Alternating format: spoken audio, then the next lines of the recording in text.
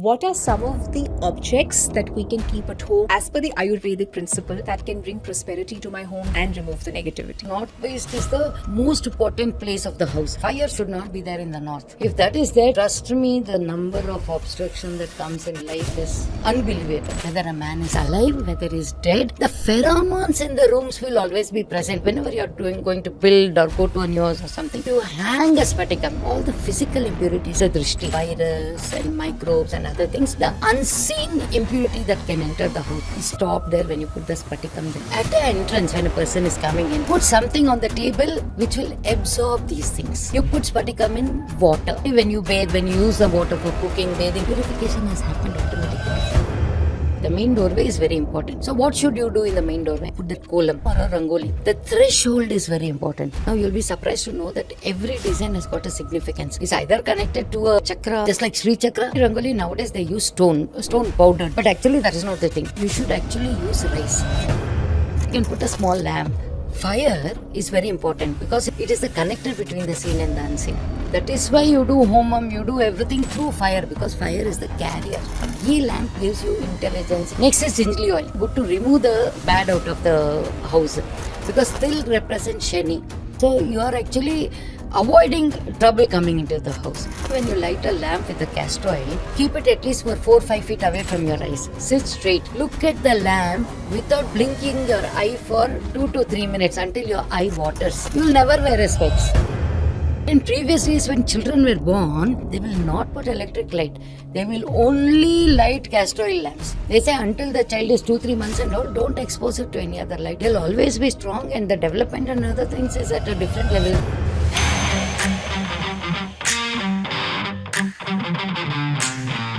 Dr. Jayashree, a pioneering Ayurveda Acharya transforming holistic healthcare for over 3 decades, is the Chief Ayurveda Acharya of Sri Ayurvedic Multi-Speciality Hospital, Chennai, and has played a key role in advancing Ayurveda world over. Honored with the legendary Medical Practitioners of India Award, she was also among 13 delegates chosen to represent Ayurveda across Europe and USA. What is the science behind Akhanda Jyot? Mango toran is one of the major best beneficial things that you can do. It is supposed to take in all the toxins. If there is any communal infections, it can absorb maximum. Banana leaf, that absorbs all the toxicity of the food, whatever you eat. That's why eating in banana leaf is very important. You will eat in banana leaf means you will not fall sick. Have you heard that this drumstick tree can give current? When you plug the positive and negative points into that slots will be there. You put there and connect it to a connector, you can charge your phone. Oh my god. Coral and pearls are very good. Both are very good coolants. By using that, you will see the result in few days for which they have suffered for years. There is a stone called bloodstone. It's a greenish reddish kind of stone. You wear that and the BP comes under control. Anger, frustrations, all this comes under control. You drink Rudraksh water also, BP comes down. You also told me diamond is used in cancer. Influences around us which is felt but not seen.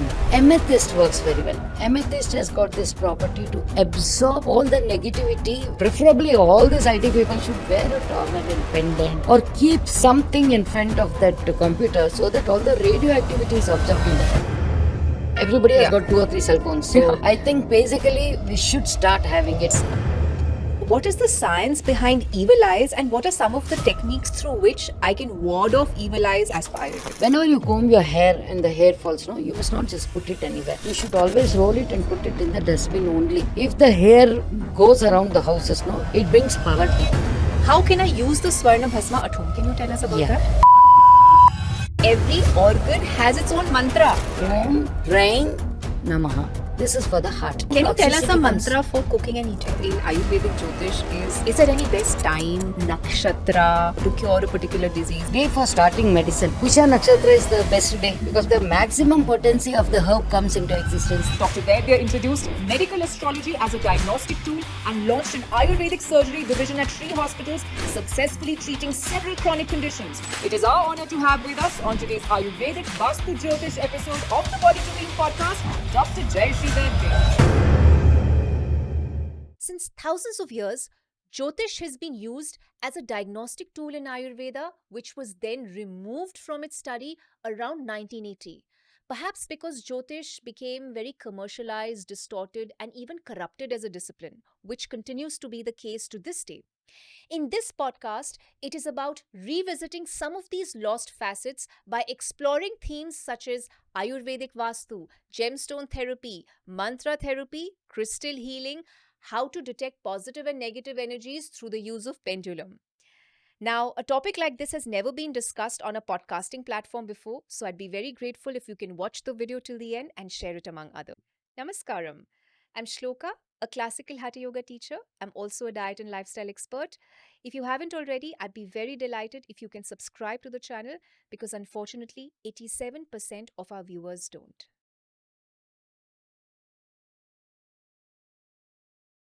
Namaskaram, Namaskaram. Dr. Jayashree Vaidya. It is such a pleasure to have you. And it is such a pleasure to meet you too. Thank you. And as I was mentioning to you earlier, it's like having Mama sitting in front of me. So you have. I hope I do justice to that. Of course, more than justice. We've been following you so much on Instagram. What I particularly liked was that you are also very well adept in certain mystical dimensions of Ayurveda. Now, ma'am, Jyotish was a part of Ayurveda up until around the 1980s, and then it was removed from the study. Yes. What do you have to say about this? One of the worst decisions, my personal opinion. I'm not commenting on anybody. But see, Jyotish and Ayurveda are like twins. They're inseparable. Why? Because Jyotish is like a satellite. It pinpoints and tells you the entire detail of every single thing in the world. The position of the planets, how they react, how they are going to react in 100 years. They tell us, no, at this date, this happens. How they could predict. Then every individual soul which is living, they give the exact chart of that person. Not only of this life, they even talk of the previous lives also. A good astrologer can do it. I'm not saying any just common man. But let us take today's example. Let us not talk about other things. Today, suppose I want to diagnose and I get into a difficulty in differential diagnosis. Jyotish would have helped beautifully.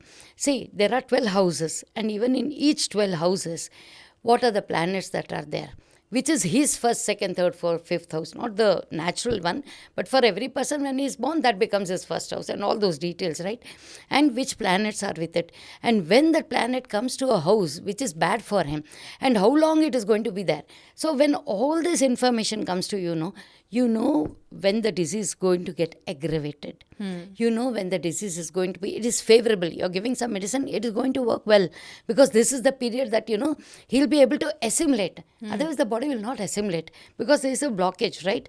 Then you can do a differential diagnosis depending on the planet's position and all. No, this planet is affecting more. So this is the organ that it is affecting, right? Along with that, suppose there is some karma involved or something. For example, now, people will understand better if I say that. Many times we do infertility cases where we get very good success.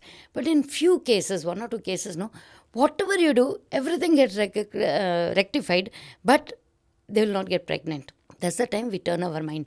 Okay, there is some block.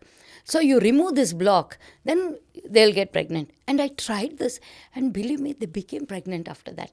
So there are some things in astrology where they say, okay, there is an obstruction. It is like, you want to go to Delhi and there's a big stone in between, or you're not able to get a ticket in the train, you will go by flight. Some other method you will go, no? Like that, you have to try different methods. Now, here they tell that suppose there is something, then there is some karma which is like a block in their getting pregnant, right? So you remove the karma. The best way to remove karma, they say, is feed the cows.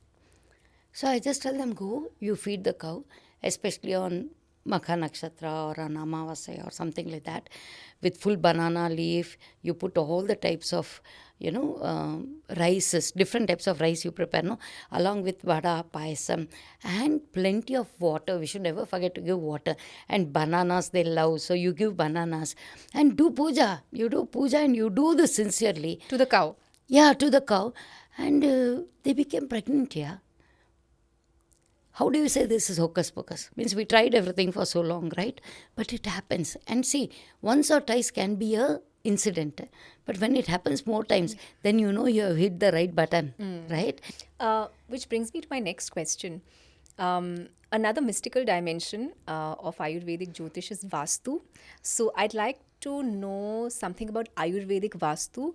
What are some of the objects that we can keep at home or certain actions that we can do as per the Ayurvedic principle and the Vastu principle that can bring prosperity to my home, that can bring positivity to my home and remove the negativity? What really used to help us was, one is the differential diagnosis, the part which would be harmed during a particular disease, the duration of the disease per se, the probability whether the man can survive or not. And for a simple example, my husband met with an accident, okay? The moment I picked up the phone and spoke to two of the person who were in Jyotish, who were my friends, immediately they said, left thigh is injured. See, I'm just telling the time that it happened. And they know is, of course, Nakshatra and Rashi. Immediately they said left thigh. You can see how much prediction was there in the Jyotish, right? It was his left thigh, which was totally, broken into two. How the house is built, where what is present, how you really decorate the house, what things you keep in your mind is very, very essential for Vastu, right? So a man basically wants to live in a house where he is peaceful, calm, he has got financial security. Everything should be, you plan it very well, you go and buy the best of the plots and all. But there are certain things that Vastu says that you are not supposed to do certain things, especially things like burial ground.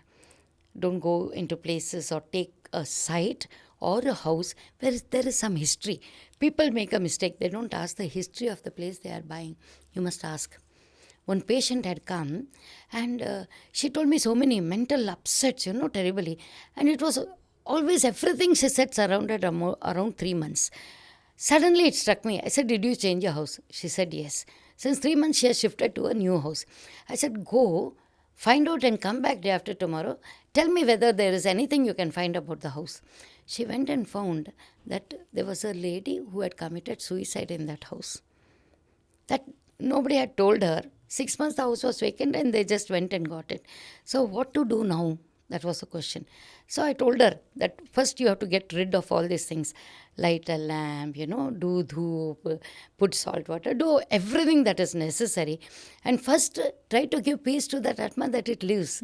And then either you change of the house because you have already experienced that memory in the mind will always be there which bothers you. So either first choice change the house or do all these things and all. The moment she changed the house, she became okay. So vibrations are present, whether a man is alive, whether he is dead, or whatever has happened there, no? The pheromones in the rooms will always be present, which keeps telling you. How do you know when you go to a haunted house that it is not good? You have that feeling. You meet certain people, you're not comfortable. How? Because your mind senses that. There is a thing called pheromones. These pheromones act in this way. You go to a place, you have that particular feeling about it, right? So it is scientific, the pheromones. It is scientific. The pheromones are very much scientific. It exists, okay? There are so many around us. Okay. Some will be peaceful, some will be very pleasant. For example, you go to a temple. Don't you feel so peaceful, so calm? Why does it become calm? Do you mean to say that no spirits are there around there? But every ritual that is done in the temple, every chant that goes on, every puja that goes on, all that cleanses the system, cleanses the temple area. 24 hours it is going on. There was a beautiful experiment conducted by a school student. Okay, 9th standard, I'd gone to see experiment a few years back.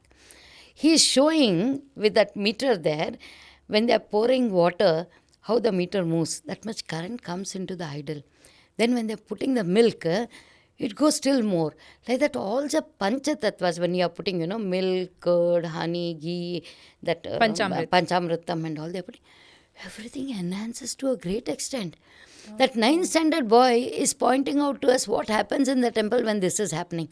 And when so much vibration happens, and you're standing there and witnessing that, how much of that energy came to you?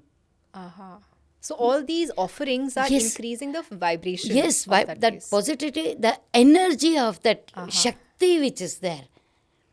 Right? And then you just see, when the bell rings, it empties all the sounds from your mind. It actually cleanses your mind. Yeah. You'll be thinking of so many things. The moment the bell rings, it stops, right? And then you hear the vibration. The vibration comes. It goes in. it settles inside. It cleanses your mind so that you're able to accept the vibrations. When you're doing the camphor, you're removing all the negativity and you're doing pradakshina. Pradakshina is such a beautiful thing. You put it together with today's science, okay? You're walking around the temple. It is around the energy area where energy is secluded very good. All the temple flowers will be there, neem trees will be there, people and whatever, so all those things will be there. Over and above, all the temples, if you see, they would have put that, and the chapadikal they call, I do not know what they call in English. It's a rough black stone that is put on the pathway, right? Acupuncture. You talk about acupuncture, no? When you're walking barefooted around for so many times, acupuncture happens. And you are listening to all this and the atmosphere is totally peaceful, calmful. So when you're doing that, not only you're doing an exercise of walking of so many steps, 5,000, 6,000, 10,000 steps, they say. But when you walk in a temple, you're getting 10 times the benefit than walking outside on the road. You're going to a garden and walking, right? Fine, you're getting oxygen, you're getting all those things. You're getting the pleasantness, you're getting the physical or whatever the scientific, whatever you get from the plants and all. But the temple has got much more vibrations than that. So I generally tell my patients, 12 pradakshina you do, 108 you do. Do something where there if you do, the potency of it will be 10 times more magnified than doing somewhere else. And then end up taking prasadam. You take the water. Now you notice in whichever temple you go, each deity has got their own water principle. Vishnu temple you go, they'll give tulsi. Amman temple you go, they will give neem leaf. But basically all these leaves, all this mango or neem or tulsi or whatever it is, don't they have very good vibration? Are they not very good herbs? Which actually gives you immunity towards the diseases, especially communal diseases, infectious diseases. There you will find, supposing there is a big this thing going on. In Shirdi Baba's Charitram, you will read, when cholera had come in and it was going to come into the village, he asked the ladies to grind the floor and he puts a circle around that floor. That village is saved. It doesn't get that. So when you're doing something like that, means with a purpose that you're going to put a protective wall, you're putting it. Because what I told was only telling you, yes, it is doable. Yes. Now what we'll tell is what you should do. Correct. So initially, let us take it like this. When you're coming in, the drishti and other things are there. What you call the evil eye and all. So whenever you're doing something, there'll be at least 10 people who feel jealous about it and all. And there will be a physical impurity, there will be a mental impurity, and there will be a, radiological impurity. So there are impurities in 3 levels. All these 3 have to be satisfied. So first thing I would say is whenever you are going to build or go to a new house or something, Spatikam is known for its capacity of purification. Salt, spatikam, these are all very good. So you hang a spatikam. Initially, if you see, in the old buildings and all, you'll see a lot of houses will have this white stones hanging, such big, big ones. They're all spatikam. They dissolve by themselves, they'll become smaller, then they'll replace it. What does it do? All the physical impurities is taken into. So it's not only about the drishti. It is about all this virus and microbes and other things. The unseen impurity that can enter the house, is stopped there when you put the spatikam there. Okay. So it was actually at very scientific. At the entrance, it is Okay. generally tied at the top, or that, there'll be some lentil or something. There it will hang. It should be seen. It accepts when it is seen. So it should be seen. So it will be a big one there that they will hang. Then, when There's you're going to... Spatik Mala also. There's Spatik Mala you can put. That is very good for your individual protection. Spatik Mala can be worn. See, there are 2 theories in that. Some people say only widows should wear this Japa Mala and other things. Need not be. You can have a Spatikam as a pendant. Nowadays, you get even that, idols of Vinayaka and other things also. You have Shivlingams. You can keep that as a tabletop. You can keep a nice piece of even a pyramid. Pyramid enhances anything, right? So you get that in the shape of a pyramid. That also you can keep. So at the entrance, when a person is coming in, put something on the table which will absorb these things. So Spatikam is the first thing. First I'll talk about Spatikam. You put Spatikam in water.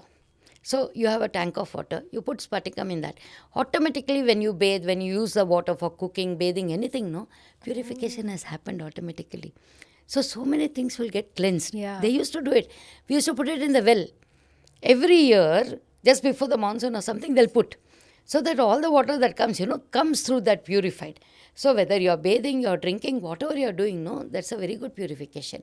It removes the physical impurities. Okay. So Spatikam is known for that. So if I put Spatikam, let's say in my well or let's say in my tank, then I don't need to use an RO filter?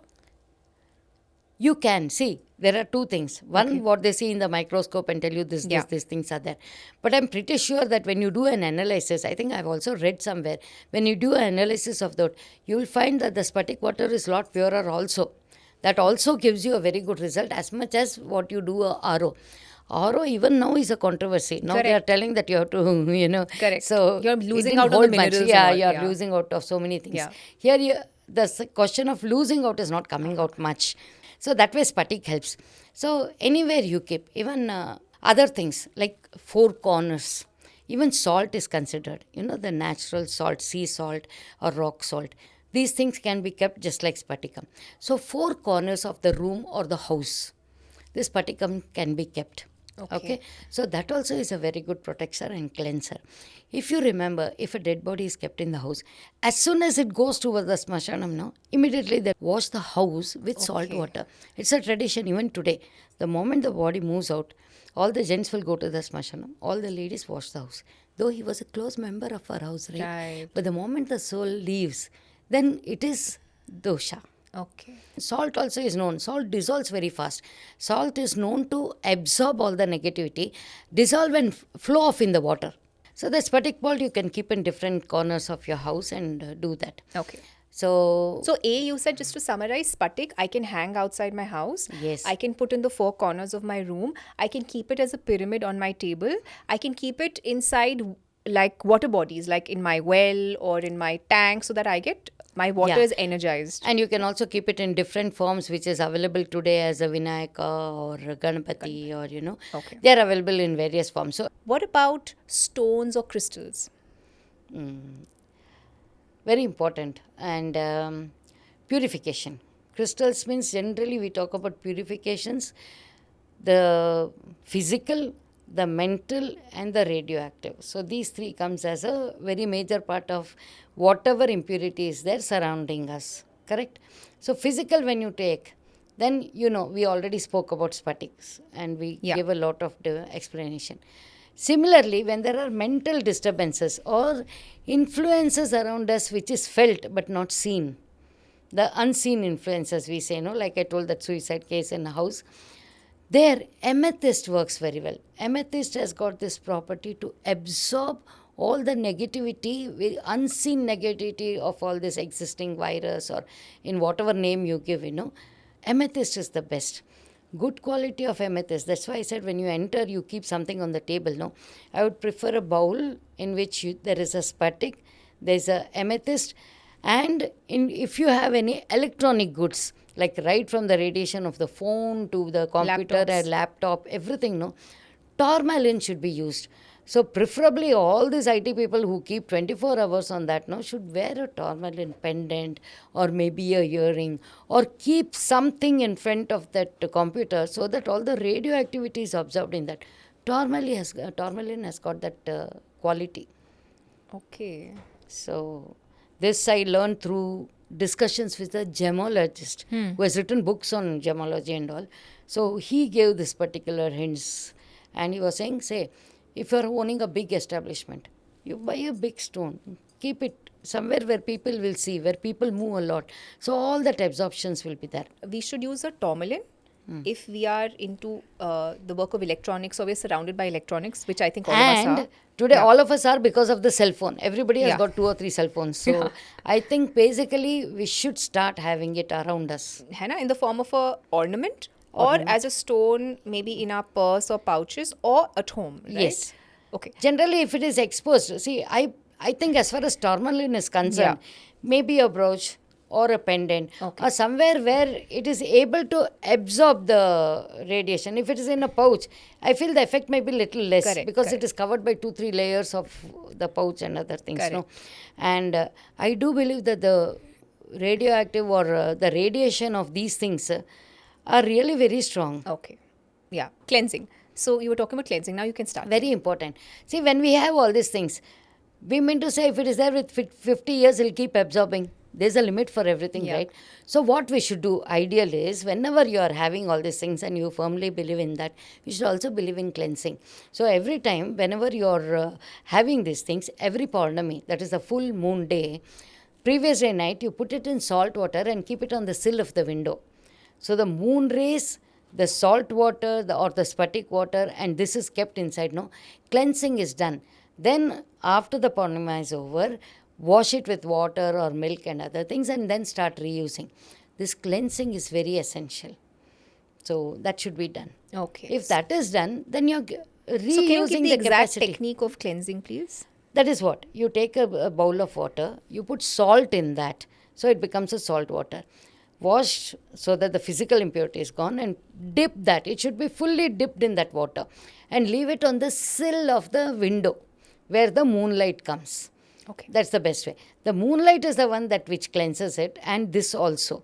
So once the Purnima is over, you wash that and reuse it, put it back wherever it was, reuse it for that purpose for another, say, 27 days. Okay. Then let us come from outside. When you're coming inside, you're entering the house. So what enters the house is very important. So that doorway, the main doorway is very important. So what should you do in the main doorway? If you go to any South Indian house, no, Rangoli is very common. Whether it's a temple, whether it's a road, whether it's the doorway. Early morning, as soon as they get up, the women of the house, or whether the servant or anybody, first thing they'll put that kolam. It's called a kolam or a Rangoli. The threshold is very important. Why? Because threshold is the one that is a barrier between the outside and inside. So that is how they take it. The threshold is very important. So first they'll put some lines on that. And then they'll draw a beautiful design. Now you'll be surprised to know that every design has got a significance. It is Rangoli either design? Yeah, it's either connected to a, either a chakra or some formation, just like Sri Chakra. Just like that, each one has got a different note. So many points, so many designs. This is cleansing this house, this is cleansing this. So over a period of time, it has developed where it has become a form of art where they will do. But the Right. significance is not lost. So there are a lot of designs, especially, when the gods come out in that Utsavam, no, they'll call, where they bring it out in the road. Yeah. Everywhere on the road there will be different patterns, and these are all traditional patterns which have been put to sanctify that. You just imagine when you are going Kumbh Mela, for example, how many people are there? How many people fell sick? They won't, because the Yes. vibration is so high. I think I read in the paper just day before yesterday, they tested the water of the Sangamam. It seems it has become purer by so many times, though so many people bathed. Like, I was astonished. See, though I'm a believer of it, when you read that practically in the book, you really feel so astonished about it, no? And the same thing with normal Ganga water also. Yeah. There are so many people, I mean, the dead Why bodies dead floating in the... bodies float, right? And people drink the Ganga Drink, water they and drink. get the Ganga water. Yeah. Like, I have a yoga participant. She's got the Yeah. Ganga water. Every day And they'll drink. No, every day in the food she will keep adding, and through the 1 year she'll keep doing that, and she's like, yeah, all of us are fine. Yeah. So people are And, not falling sick. Water, nothing happens, Yes. right? That is the beauty of Ganga water. Yeah. Not all water does that. So like that, Rangoli has got a very big thing. Now, actually, Rangoli nowadays they use stone powdered. But actually, that is not the thing. You should actually use rice. There is also another significance that when you're doing that, before anything comes in, even the worms, ants, anything, no, they'll be eating that. They are satisfied, they go back. And you also are getting the dharma of Annadanam. So that also is one very major thing. And in that, they will add some turmeric at different points and kumkum at different points. That actually sanctifies it further, right? Haldi and kumkum are known to offer to God. And haldi, is antibiotic, anti-infection, everything. Haldi is kind of a treasure house of anything for protection. That they will put there. Any pattern if you can suggest to the viewers? They say Lakshmi Rangoli. Means they've got beautiful names also for that. Even now the older ladies, some patients come who are like 70, 80. At this age also they'll get up at 4:30, bathe and then do that Rangoli, and then they'll come, hey, today I did this, that. They'll be so excited, So it has got that thing. Okay. We'll just quickly summarize the Rangoli. So a Rangoli, always use rice Rangoli. Yeah. Right? And you use certain patterns, Certain which we patterns. will show. And for color, you can use the grains. Anything edible is very good.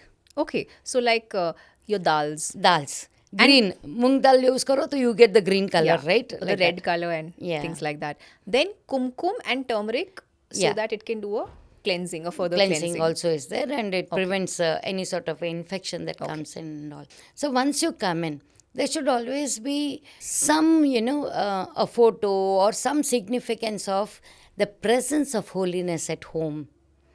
So usually there'll be one photo, whenever you are entering. Now, in the previous days house, you just look back.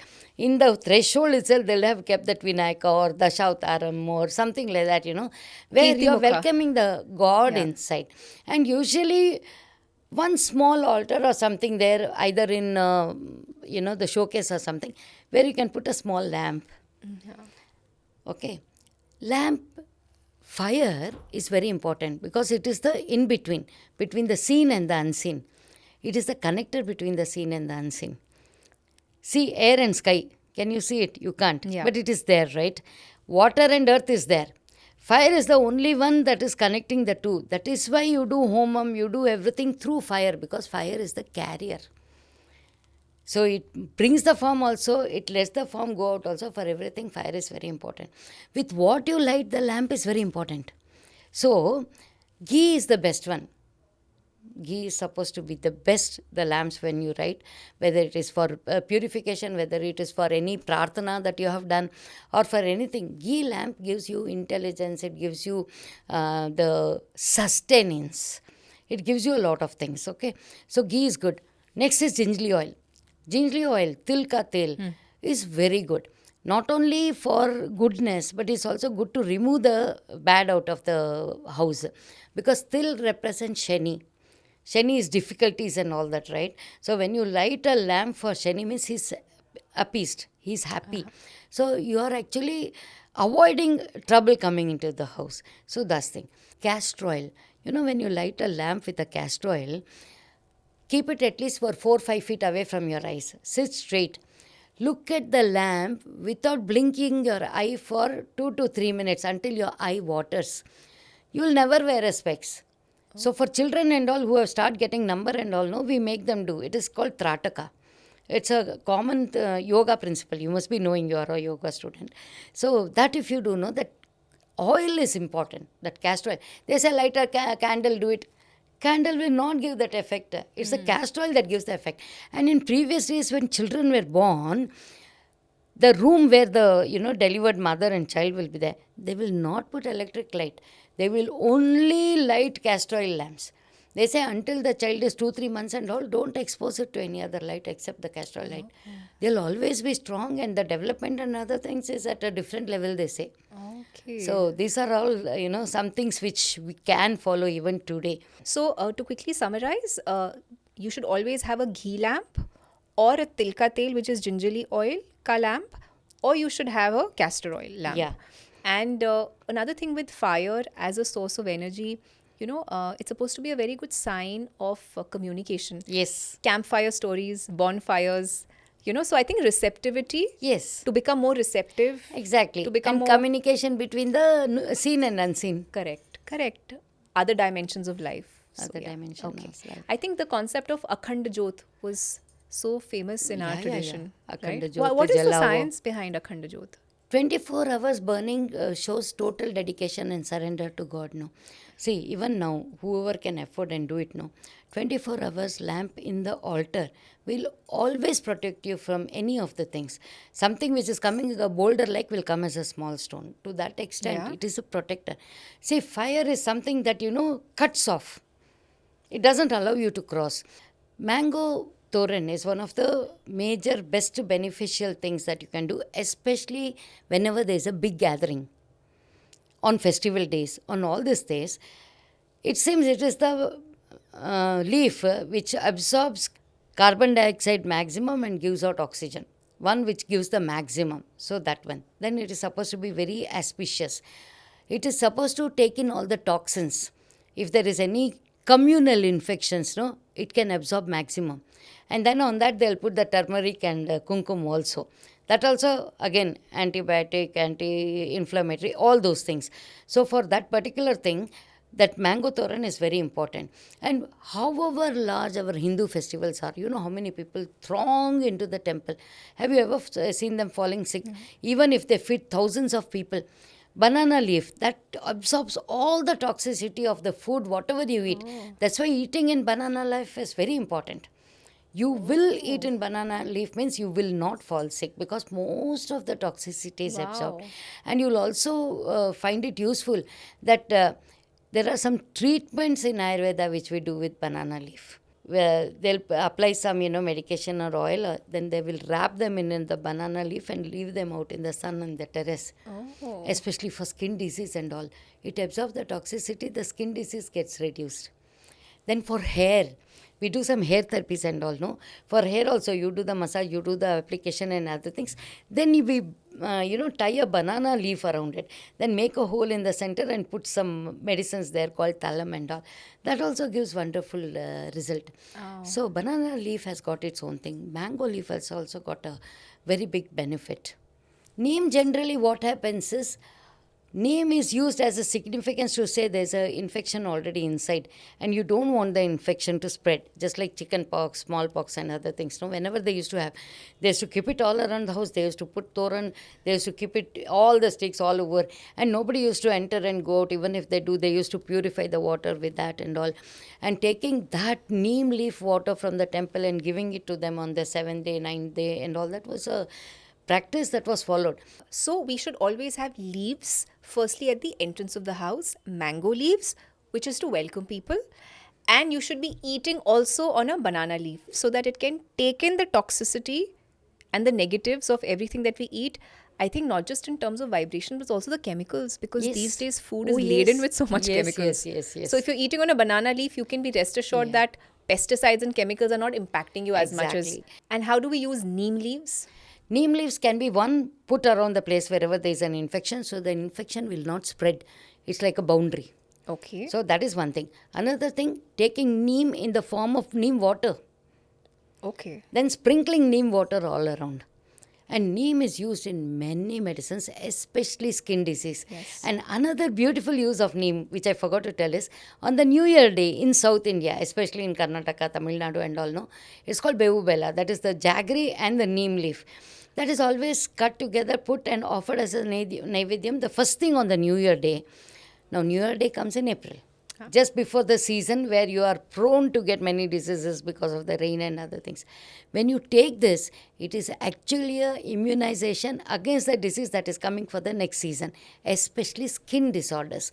Neem is known to treat skin. Maybe a little out of topic, but have you heard that this drumstick tree can give current? No. Oh yes, they have found out that if when you plug the positive and negative points into that, that slots will be there. You put there and connect it to a connector, you can charge your phone. Oh my God. And to prove that, one guy has done it in his house. He also keeps the batteries, then he also runs a small mixie on that after collecting it. So you can imagine how much charge is there in a drumstick.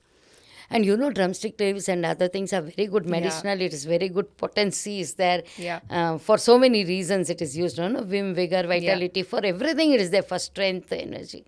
So that much energy is there. Wow. Which can actually be tapped. So once we come inside, Yeah. generally the Brhma Sthanam is not supposed to have any construction above it. What is Brhma Sthanam? Brhma Sthanam is the center of a house.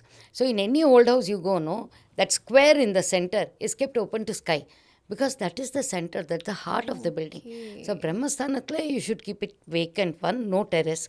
Another, you should put a tulsi plant there. That's the best where tulsi gives out oxygen maximum. So throughout the day, it will be giving oxygen to the body, to everybody around. It will detoxify the entire environment. It will give its positivity. It is known for a lot of things, right? Any phlegm or any congestion that is there. Let us use the word congestion here. Congestion, whether it is physical, whether it is mental, or whether it is environmental, tulsi helps. Okay. You chew tulsi leaves, you are taking tulsi, pepper and other things for cold cough. Yes. Tulsi, pepper, turmeric, milk.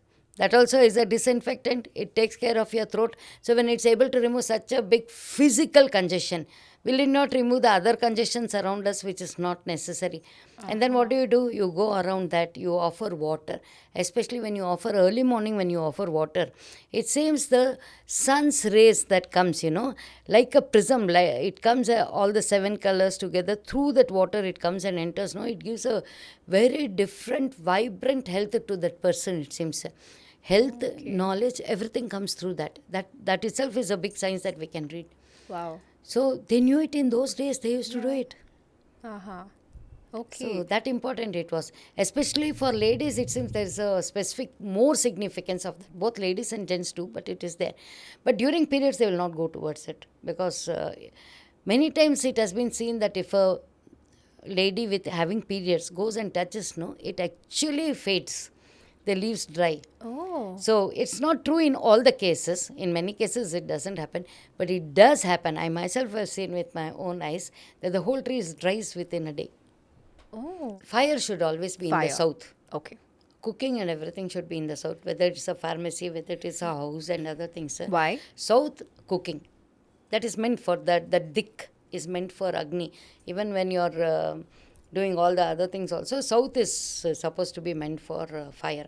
So you don't put water in the south. That just doesn't help at all. That's very wrong. South le Agni tha. Northeast le water is very good. Northeast water is very good. So that is something that everybody follows. And that is a place where you have God. You don't put other things in that area. And they say the northeast person should be the lowest, whereas the southwest should be a little higher, because northwest is the most potent place of the house. And that should be a little lower so that the energy remains. It doesn't drain out. So the south should be a little up, it seems, and north should be a little down. So whenever you build, you should have a little bit of a slope, I believe. Oh. So that was another interesting thing that I found. And electricity, that fire should not be there in the north. If that is there, trust me, the number of obstruction that comes in life is unbelievable. That much it will keep bothering you. Fire in the north is not advocated at all. So these are simple things. Dhoop is another one, very positive vibration or energy that can be present in a house.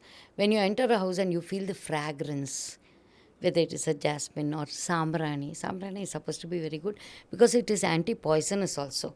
So that also is something that will kill the germs and these things from the surrounding. Sambrani Dhoop is also mentioned in a lot of medicines also. Loban, no? Other things. So that is something that we should do when you are lighting. See, basically whenever you are doing any puja, you say the Panchavid puja and all, no? All will be aimed at cleansing that particular place and providing it with positive energy. So that Sambrani also comes in that. I want to get into in a bit of a detail when it comes to Sambrani and Dhoop. Can you tell us how should we prepare it? Because these days there's so much chemical that's available. Like there was a research which said agarbatti workers suffer from lung cancer. The highest amount of lung cancer patients are from agarbatti workers because they're using so much chemicals. So if you can tell us a good herbal way of going about. When you're using it, they even do it in these voluntary services where they do for God all this agarbatti and all. They don't use any chemical. You're supposed to use it only with either some atta. There is some particular thing which they use. In that they will mix this sambrani and loban and other things. But sambrani basically is something that is naturally found, and that they powder and they use it as sambrani. And they will sprinkle it on the coal. You heat the coal in that Artika Dhoop, and then they'll sprinkle the sambrani on that. The smell itself makes the whole place so divine, and it is very good remover of all this negativity, both in thought, in mind and in action. Both. So that is why it is very. And that pachakarpuram, they say, no? Karpur mein do type ke hote hain. One the aarti and another which they'll put in food.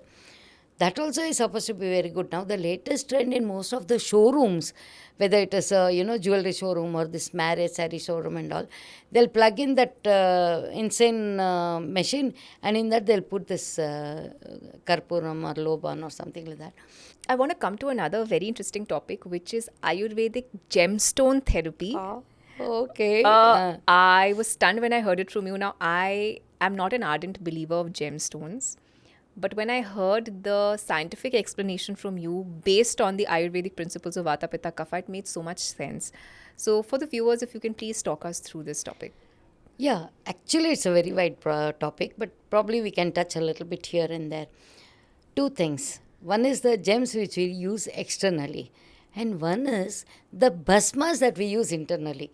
We use gems as bhasmas also internally. What are bhasmas means? They are super refined nanoparticles. Today, the basic problem with allopathics, with Ayurveda is they use, all this metallic preparation. That is why we get this poison and the kidney is gone and you go into dialysis. They'll tell all these things. Nothing like that. We don't use metals. We use oxides of metals. What happens? When you make a bhasma, it crosses all these things. It is put into putam. Putam is extreme, furnace, fire and other things. Processed with different herbal juices and other things. And finally, when it comes out, it comes out like a vibhuti. That is fully nanoparticle where the characteristics have changed. Characteristics have changed. But the quality of that particular base with which it made is not changed. For example, now there is a medicine called Praval Pishti, coral praval. Okay, it is so good, so cool, so good for the body. Very good source of calcium, both praval and pearl. Okay, coral and pearls are very good. Both are very good coolants. Now, supposing somebody has got a very bad hyperacidity, you give so many things, it doesn't work. You give this Praval Panchamrit or you give this Praval Bhasma. You give this Moti Pishti. Pishti is, it is processed with milk and rose water and things like that. That is called Pishti. So pearl is also transferred into a Bhasma by using that. You will see the result in few days for which they have suffered for years. That is the power of gems. Internally also. Like that, there are so many things which are there. Like if you go into Bhasma Prakarana of ours, 1, 2, 3, 4, 5, it will keep going. The list is endless. The amount of every single thing on earth is used as medicine for man. To that extent, it is good. For example, now take gold Bhasma. Gold is external, they will say. Actually, gold is a very good purifier. Yeah. Gold gives very positive vibrations. And gold enhances so many capacities of our body, okay? That's why I think in old days they started wearing gold and other things. The same gold is converted to nanoparticles. The same thing is given as Swarna Bhasma. What is the importance of Swarna Bhasma? Anything with which you use Swarna Bhasma becomes enhanced thousands of times. Okay. So you are giving some medicine. You add 2 pinches of Swarna Bhasma in that. See the result. Oh. You talk about Swarna Prashana. Yeah. Okay, that is very common today and it has become a craze also. Yeah. Every Pushya Nakshatra, the children are given, a combination of ghee, honey, Swarna Bhasma, and you add other things also for immunity. This 1 teaspoon every 27 days, because whenever the Pushya Nakshatra comes, we gives immunity to the children. Children who have suffered for days with so many stomach problems, this, that and all, no. After 2-3 months of giving this, they will come and say, ma'am, he's not having this, he's not having that, he's cured of this problem. Abhi wo bimar padta hi nahi hai. He's learning well, he's doing well. See the amount of immunity it develops in your body. How can we use this at home? You should buy it from a very good source. Okay. From a pharmacy which does the traditional thing, uses the right materials to, mix it with. It is not just powder into a superfine powder. It is processed with different herbs and different minerals, everything. It is processed with all that. Then it is put in fire. There are different calculation. If you want to make this much bhasma, this much fire should be there. They have even told the size of the hole or the thing that you have to create, how many cow dung should we get to get that particular fire. Any bhasma, you will not find a packing more than 5 or 10 grams because it is supposed to be used only in pinches. How do you get a pinch? You take it with the tip of a knife and you put it either into a syrup or into honey. Honey is always a catalyst. Ghee is a catalyst. So with whatever you mix, honey or ghee, the potency will increase so many times. Swarna Bhasma, you said that you get it from an authentic source then? Yes, you must get it from authentic source. Then, like I told, all the process should be done properly with the proper temperature, proper medicines that has to be used. Sometimes the leaves and other things they'll be used, you'll be getting it very rarely. So they wait for that particular season to take it. And then they will make it, then they will do it. And it will be very expensive. That's why it goes so high. Gold itself is expensive. And then you have to do so much of a process. That's why it becomes very expensive. But the 2 grams or 5 grams you give, will give what 10,000 experiments or 10,000 diagnostic things that you spend, you can get the result in 5 grams of gold. So expensive is a very comparative term. With what you're comparing is very important, right? So that is how it is. You should take only a pinch. What is a pinch? Or what is a rice grain? How much is the grain of rice? That's all that should be taken. Just imagine its potency. So it is best taken with the tip of a knife. Or in olden days, they used to have the silver sticks, With that stick, they'll take one small thing, mix into that honey and ghee. That will be the vehicle. Then that is put on the tongue. The best way is to put it on the tongue and, lick it and take it. Take it from sources where the companies have been there for many years. For example, Dudpapeshwar medicines give us very good result. Gold Bhasma. But gold Bhasmas. Dabur gives us very good result. They are all above 100 years. So, they try to maintain their authenticity. These company names are not sponsored. They're not paying us a single penny. It's just that the doctor thinks that these brands are authentic. They are giving us good result. That's all. Authentic brands. So things like that. If you buy it from a good source, then it is really very good. It enhances everything. Great. So as soon as a child is born, the first thing they do is, when the father takes it in the hand, that gold, everywhere traditionally they'll be keeping one pure stick of gold at home for the newborns. In those days, babies were there every year, right? Then they will immediately, with a small they will do 3 rounds of that.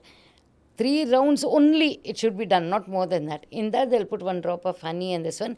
The father is supposed to see the child and first give it in the mouth of the child and then take, carry him first and give that in the Swarna Prashan. That is Swarna Prashan. External application of gems as per Ayurveda? Beautiful, yes. You have many.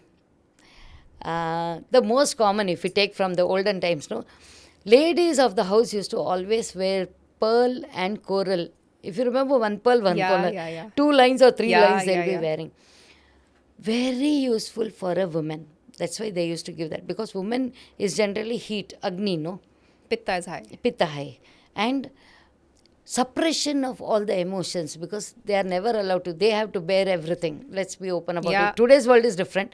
In the olden days, it was different. So for all that, and for controlling the Agni in her body, wearing that itself kills you calm and cold, it seems. So inevitably, everybody used to wear. In fact, in many of the castes, in the Mangalyam itself, they'll put 2 or 3 this coral bead in that, It used to be very traditional. So the South Indian Mangal Sutra. Yes, Mangal Sutra it will have. Coral is very common there, and gold, of course. Gold has its own Rasayana principles. Gold is very good as a Rasayana. So many things like that. Another thing is there's a stone called bloodstone. It's a greenish, reddish kind of stone. Nowadays, you get the gems mala out of that. You wear that and the BP comes under control. Anger, frustrations, all this comes under control. So that is another thing. It's not expensive at all. Very simple compared to the other things. But that also has got its own effect. And Rudraksh, exactly. For BP. Though I was thinking, Ratna nahi hai, it's a fruit of a tree, but still Rudraksh is very good. You drink Rudraksh water also, BP comes down. Oh. Yeah. And Rudraksh. How do you drink the Rudraksh water? You Can just we do keep it at home? overnight at home, and next day you take it, you do it on a regular basis, you keep calm, your BP will be under control. Emotions, anger, frustrations, all this come under control. So Rudraksh has got... So even in gems and other things also, you should be careful of what you are using. Especially the blue neelam. That has got tremendous power of both good and bad. So if the neelam suits you, fine. Otherwise, don't wear. You will be destroyed, they say. That is the effect of Neelam. Neelam is very powerful in that way. So you should keep it for 2 or 3 days under your pillow, or keep it, then check it and do. Same thing with diamonds also, right? Correct. Diamond also the same thing. If it is good, pakka. Varna to Govinda. So that is the way. You also told me diamond is used in cancer? Yes. It is a very effective medicine. Different combinations are available. But just like they say, a diamond will cut a diamond, no? Cancer is something like as hard as a diamond, right? Means practically in all the sense, not in the formation, but it is very bad for the body. Diamond Bhasma is known to cut the cancer and remove it from the body. So most of the preparations where you are using for cancer, you can use the Vajra Bhasma. Very expensive, but it is mixed in small proportions, because even that small proportion is very potent. So you use the Diamond Bhasma for that. Okay. Vajra Bhasma. Wow. So we've spoken about some gemstones that can be used as per Ayurvedic principles, both internally and externally. I would want to come to the topic of evil eye, buri nazar or bad drishti. Oh, yeah. You know, our grandparents and my mother to this stage, she still, does the nazar nikalna sometime. People again would think it is superstition, but it is a part of the traditional yogic or Ayurvedic aura cleansing. And there's a lot of science, deep science behind it. Okay.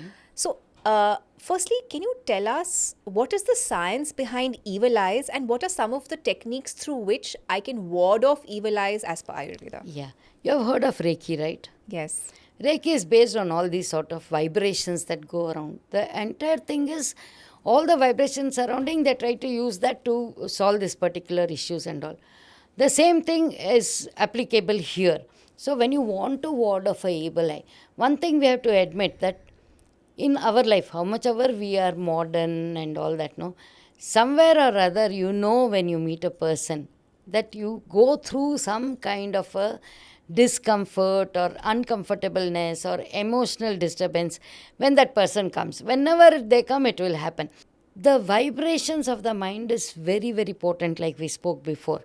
So when the man thinks bad, is jealous, okay, so whenever that is dominant in a person, and with that he looks at a person, the energy is so high, and if the opposite person is susceptible, it will affect. Remember, however bad they are, if you are strong, it will not affect you. Because Mentally. the mind itself, mentally you will be strong. It will not affect you. But put a weak person in front of them, they will just succumb to it. So that is called buri nazar. Jealousy is one of the major reasons for that. Similarly, they just can't take it that somebody else is more successful or something like that. Somebody also uses it commercially. They'll do it because somebody will come to them, all the tantra and other things are done to create a negative thing in the person. So that is very common. Related to that, there are certain things that which in the olden times we used to do. Whenever you comb your hair and the hair falls, you must not just put it anywhere. You should always roll it and put it in the dustbin only. Why? If the hair goes around the houses, it brings poverty. And another thing is, if such hair comes in somebody's hand who does tantra and all, they can destroy you. So it is not something that should be thrown at all. That was one of the first and foremost rules at home. Yeah. Comb your hair, remove the hair, knot it, put it in the drum, dispose it. But what is the science behind this? Again, the vibrational science. Okay. We don't know. See, Tantra is a very big science there where we find it very difficult to put our foot in because we don't know much about the negativity. Yeah. But we do know the effects that is caused. Correct. Even old clothes. Old people used to be very particular that just don't give off old clothes. You should give, but silently to a place where they don't know where it came from. With a piece of the cloth you are wearing, they can destroy you or they can do bad to you. These all existed, still exist. There are a lot of people who do all these things. But they need some portion of you to physically represent what they are doing. So these things were there and they were not hocus pocus. They used to do and it used to happen. Today, even now in Kerala, some people are so strong, they use power of mantras and all. They use it for good also, need not be always bad. To protect the farm, now they won't keep watchmen and all. They'll put a mantra in the evening and go. Night, if anybody will go and touch the plant or try to pick a fruit, no, they get stuck to it. Oh, God. Until that man comes and releases him, he will be stuck to the tree. Nobody can do anything. Okay. So don't throw things which are belonging to you. Even if you want to donate it simply to a place where it is unknown. Nobody should know that these things came from you, is what it is told. Okay. When you keep your hair open And you should today- never give your clothes to someone else, right, to wear? No, you can, because let's that say energy maids gets and back. all Yeah. You should not, If right? you are giving it off, you can give, but they should not know it is your clothes or things like that. Okay. If they have a evil intention, it can be used in a different manner, like that. Okay. Other things are like, say a marriage is happening. There are thousands of people who look at you. The jealousy will be there. They did this, they did that.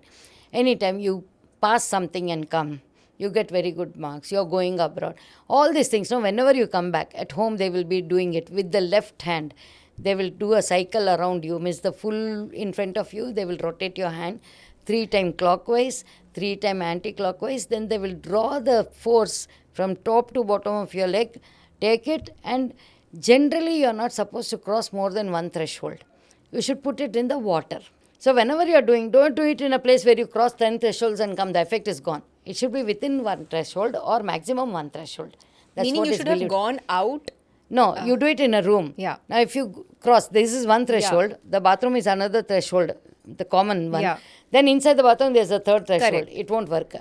So you do it near a water body where you just remove and put. That energy is drained out in that water. Or keep a bucket near you, remove the drishti and put it in that one. Okay. So that is how it works. Okay, so if I have a bathroom in the same bedroom, Yeah, or the then you are closest to crossing kitchen, only one threshold, no? Then threshold. it will do. Okay. Generally, flowing water is recommended. Okay. Okay, so flowing And water. how if is, you what's do, the technique of the drishti? What should you put?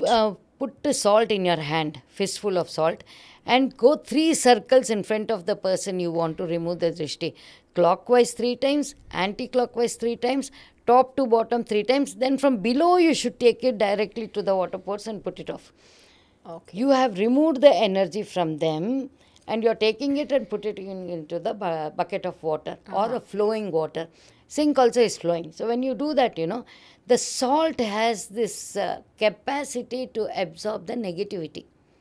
Whether it is through drishti, whether it is through environmental virus or whatever it is, it has got the capacity. That is taken and put inside so that drishti is gone. Okay.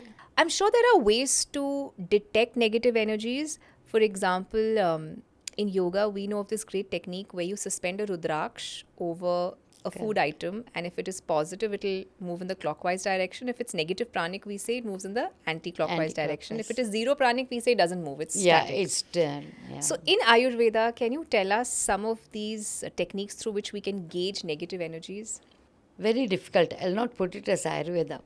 But dowsing equipment does that particular thing, right? To know whether it is positive or negative. So with that pendulum, you will be able to make out. Okay.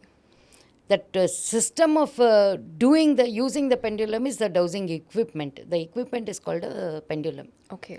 So that is how it is. And I out of fun learned it, but it's really useful.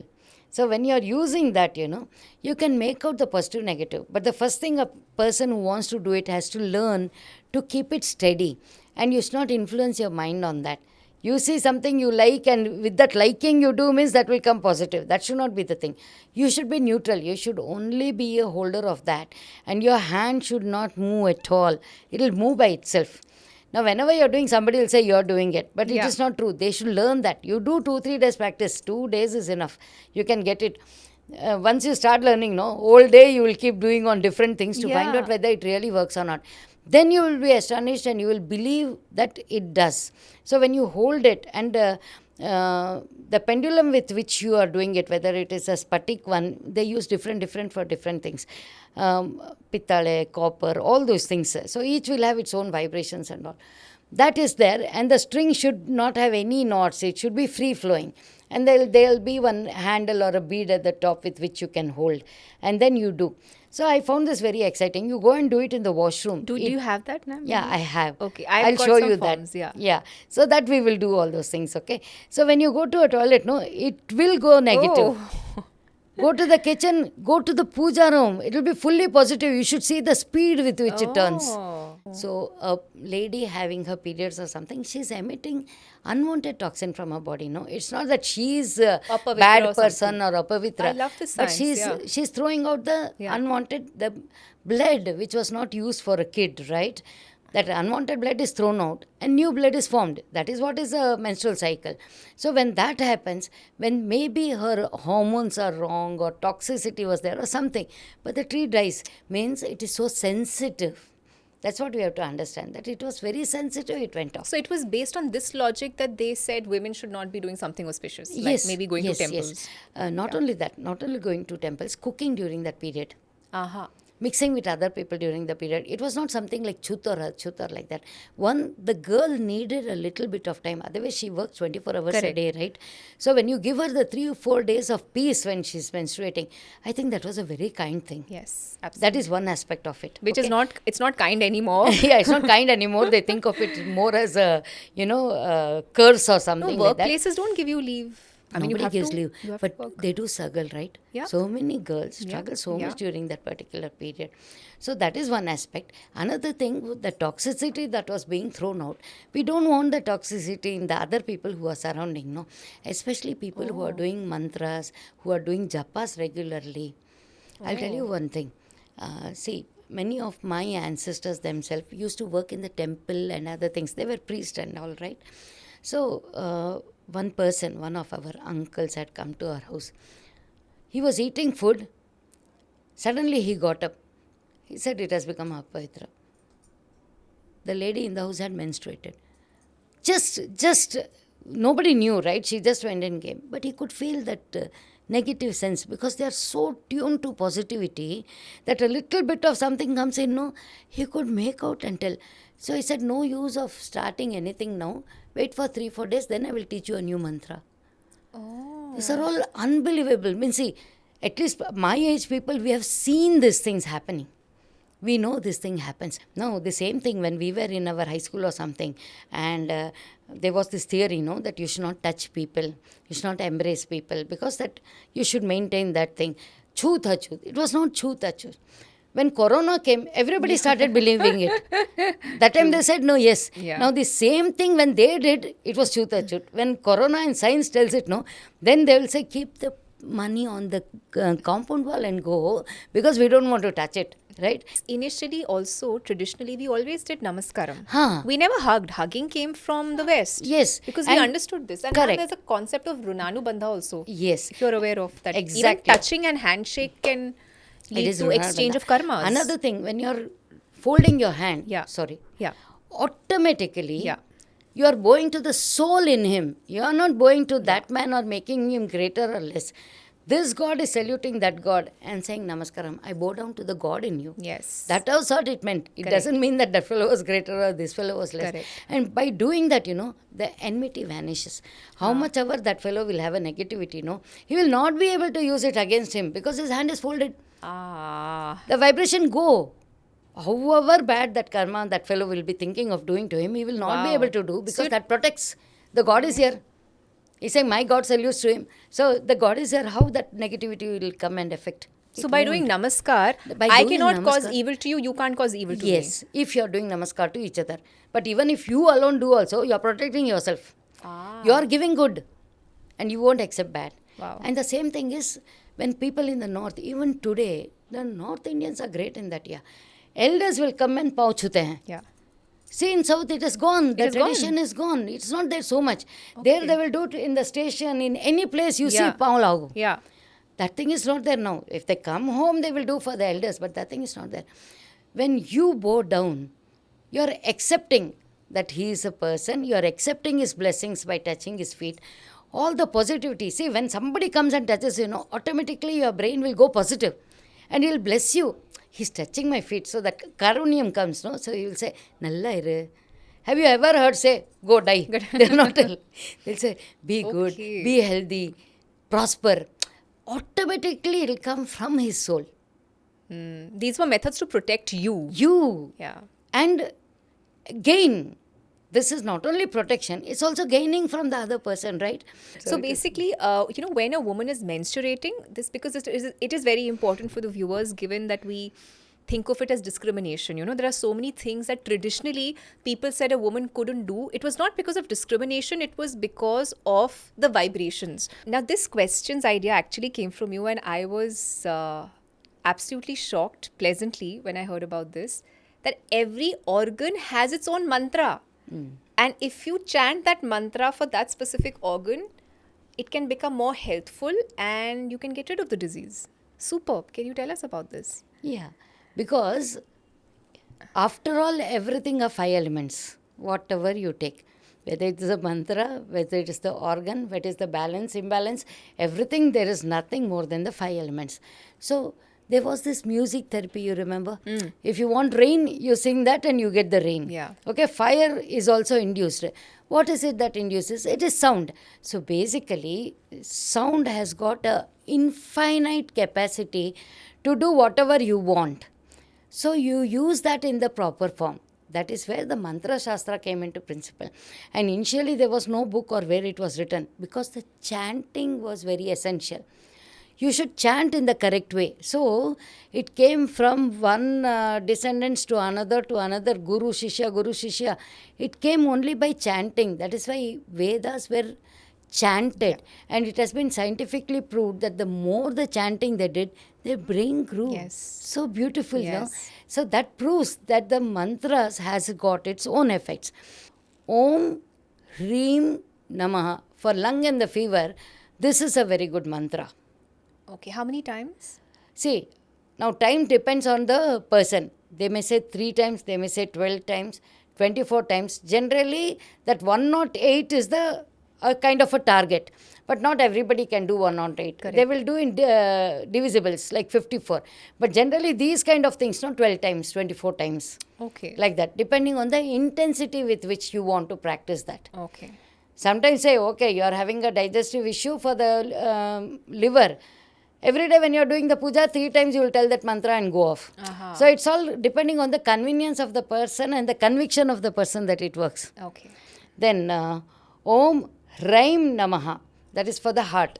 Okay. Okay. Om Hreem Namaha. Om Hreem Namaha.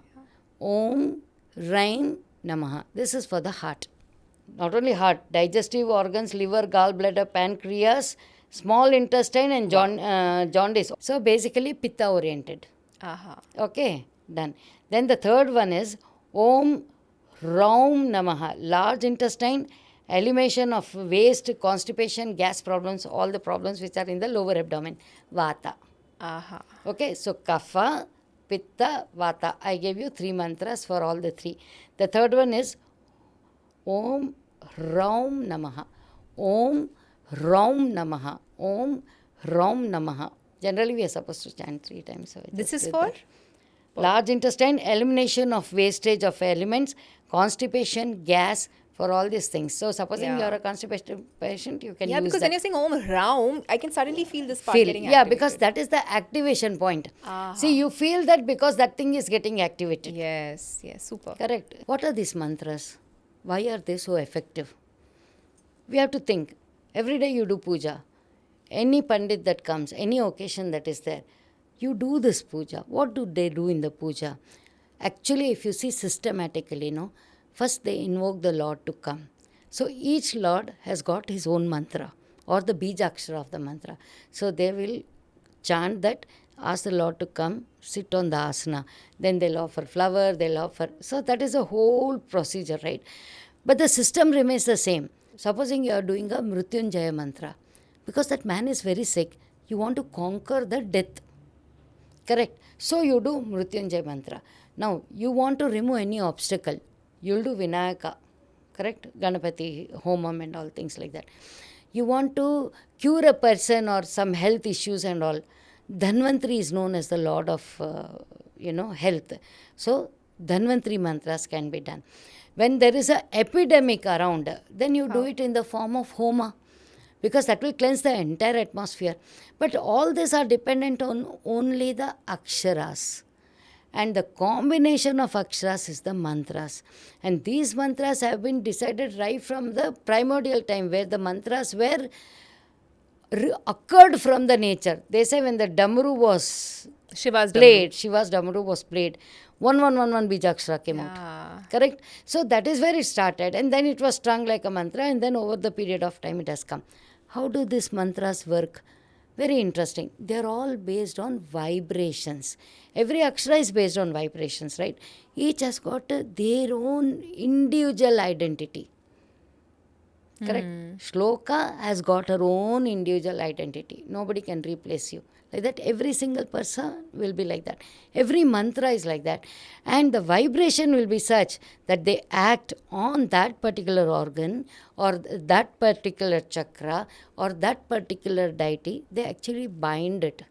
They regulate the disorder into the proper frequency again so that it is in line. For example, the 7 chakras. Now, when there is a disturbance in the chakra, the dowsing equipment is very useful as a diagnostic tool. Okay. The same dowsing equipment.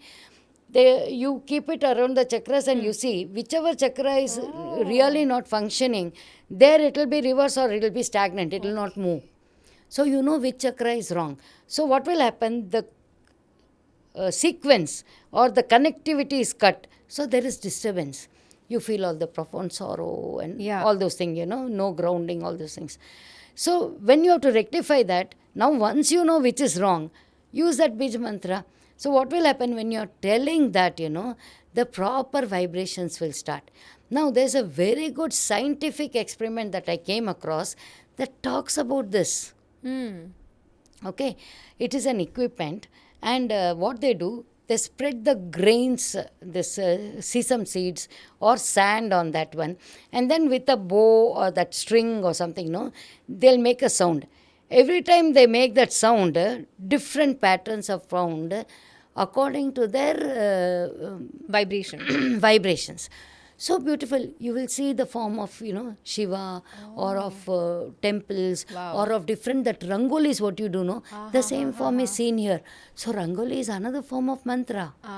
You are creating the same vibration sort of thing. So they say, no, it is so beautiful. Correct. They say every vibration has a form, every form has a vibration. Yes, this proves it. Sound is very powerful. That is why never curse people. Never say bad words. See, we keep telling the children, don't say bad words. They are not understanding the significance of that.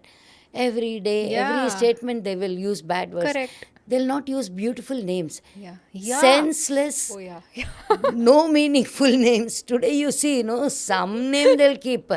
Actually, they were all supposed to be kept in a proper way. When the name is chanted, not only the person who says, the person who listens, for everybody, the vibrations become equal.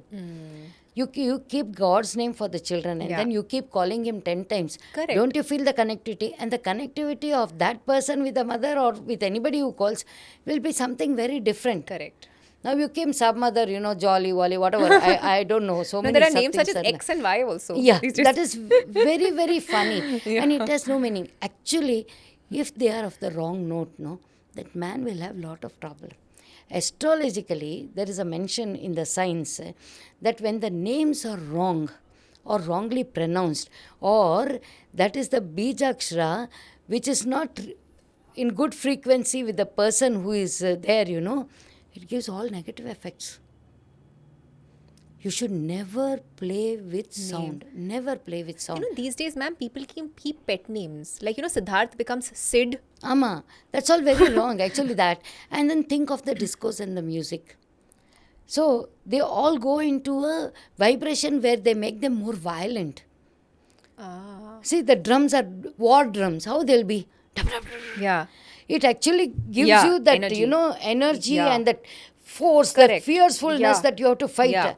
That sound is meant for that. Now, if you are doing, say, a disco dance or something where the sounds are very, very vibrant, very angerful, lust will increase. Correct. Which is the case now. Where you run into so many trouble, where so many things are happening. So, sound is something that one should never play with. Okay. I wanted to talk about eclipses or the Grahan, which plays a very important role in Jyotish Vastu or Jyotish Ayurveda. In the moon eclipse or the sun eclipse, what are some things that I should do and what are some things that I shouldn't do, whether it comes to things or food? Yeah. See, whether it's a moon eclipse, sun eclipse or eclipse on partial or full or anything, it means that the rays which are coming from the planets to the earth is being obstructed. So what happens? The beneficial effect of this rays get hidden. So your digestive capacities and your immunity power reduces, and that of the opposite forces are increasing. Okay, so bacteria, infections, fermentations, all this becomes more. So what happens? They found out that when you use durva, that is darba, what we call, which is used Darba in all grass. the pious Yeah. functions and all, for the negative also, you will use positive also. That has got this capacity to stop the radioactive rays or that unwanted rays which get generated when there is no powerful rays coming from the sun or moon. This will protect. So what they found is, whenever they are putting it in any eatable and other things, no, you are stopping it from getting into negative thing, that it will not bother you. You don't run into disease. That is why during Grahana time you should not eat anything. Nothing will digest. What they say, 3 hours before Grahana you should eat the last meal. After the Grahana is over, bathe and then eat. So during that period you are not supposed to eat. And afterwards, if you are eating also, you should eat freshly prepared food, never the stale food. And food which is raw, or which like pickles and all, it will remain. Or things like curd, milk and other things. For that you should put big pieces of darba into that. That prevents that particular From getting stale. for manifesting all the bacteria and disease oriented germs and other things. It prevents from manifestation, to the extent that it also protects the energy generated in the temples and in all the holy places, idols and everything. All the idols and other things are covered with darba across, so that the power of the temple and other things is not lost during that period.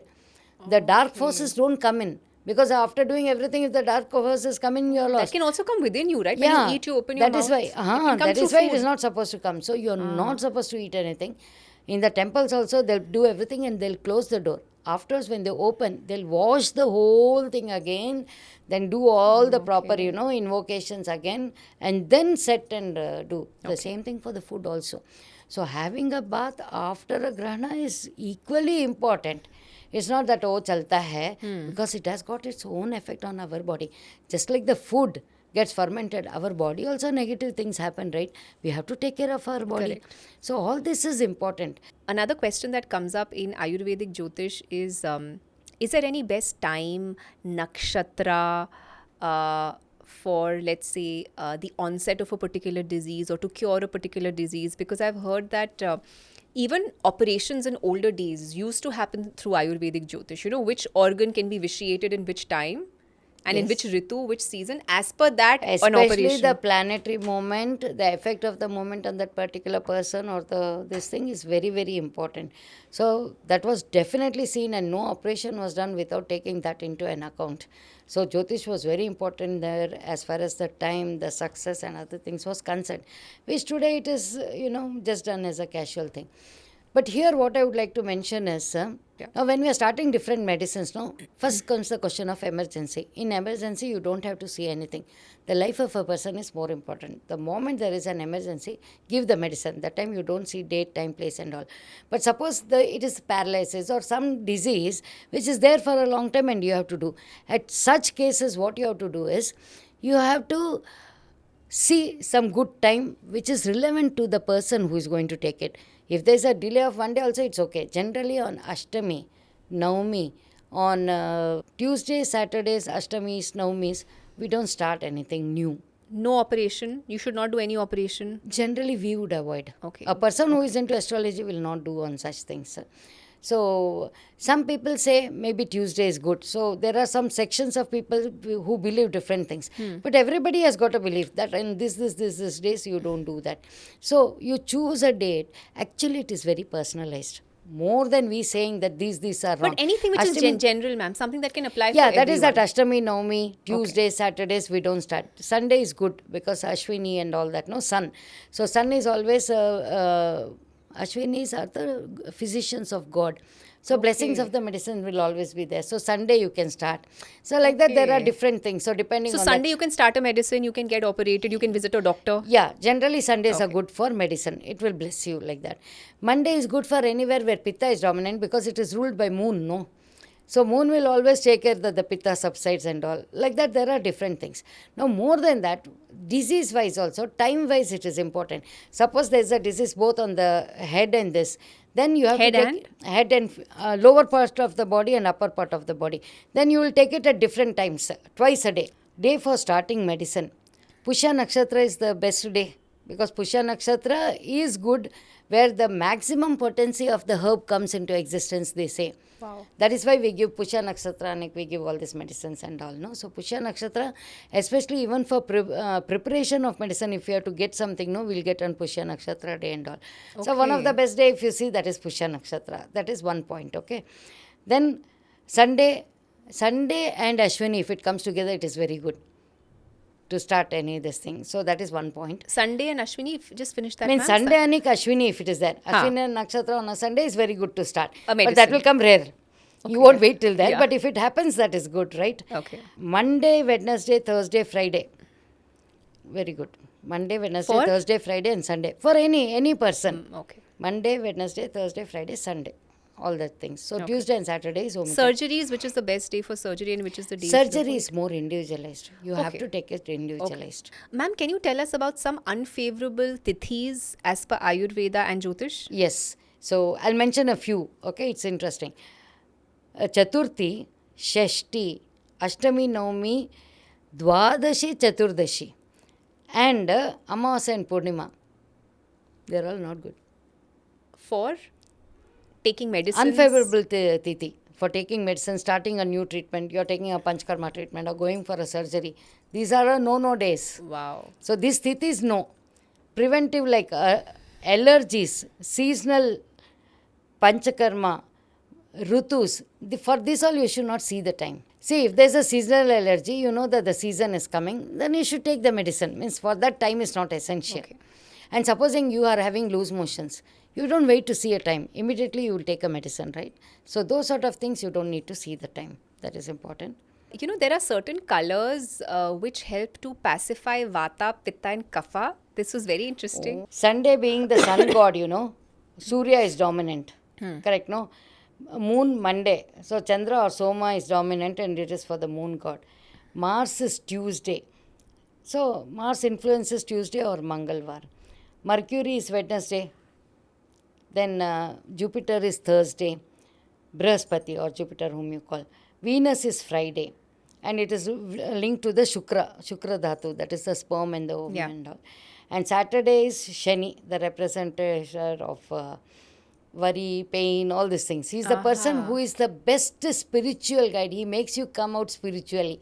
But he'll be the person who gives you the maximum trouble because only then Shuddhi takes place, no? Okay. So Shani is represented like that. Other than that, you know, they have given like Sunday, it is auspicious to wear red because it is sun. And then you offer the red flowers. Okay. Okay. Then many keep a fast on this day, just one meal or something. On Monday, it is moon's day. So yellow they will wear. Okay. So Monday is a color for yellow. And some people also use white. Lord Shiva is the deity. Somewhere Lord Shiva is the deity.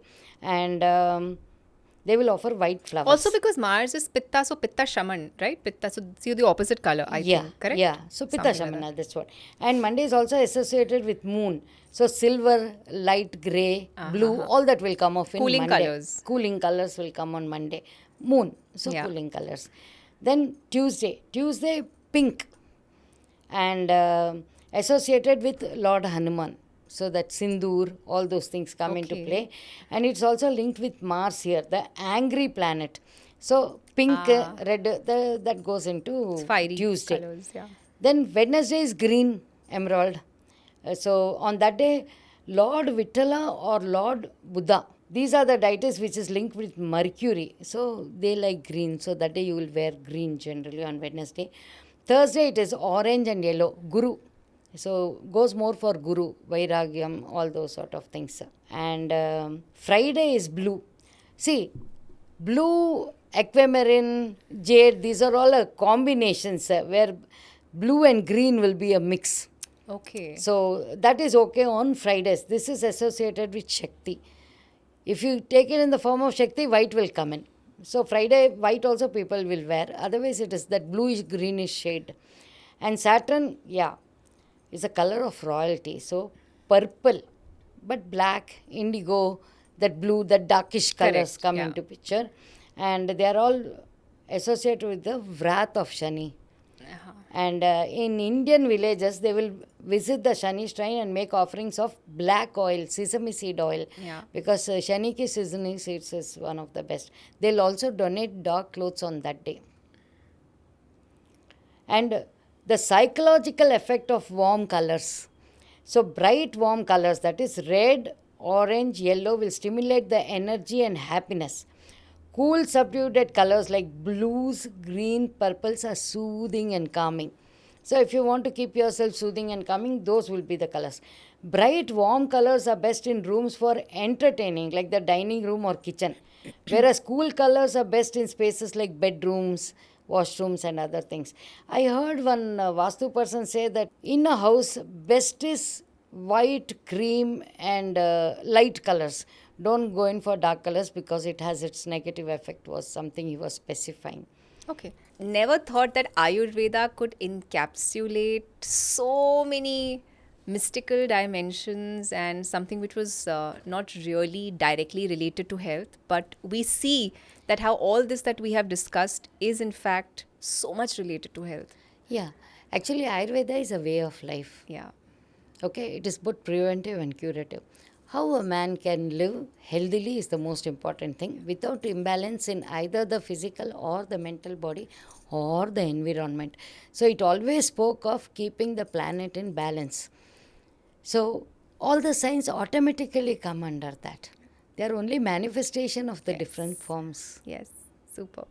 Thank you so much, Dr. Jayashree. And thank you for giving me this opportunity. Are, it is Very such important. a pleasure. You've been so compassionate, so motherly, so giving through this entire process. I hope it is useful. I think that's the Lots, main thing. lots. So, okay. Hope to see you very soon and thank you so much for coming. Thank Pranam. you. Pranams. If you enjoyed watching this content, you can watch the full in-depth video on the Body to Being podcast hosted on Shlloka YouTube channel. To continue watching shorter pieces of this content, you can subscribe to Shlloka Clips on YouTube. Don't forget to like this video and follow us on Spotify. In case you'd like to be a part of our online and in-person yoga, diet and spiritual programs, you can join our WhatsApp group below where we post all our upcoming programs and give free tips on health, diet and lifestyle.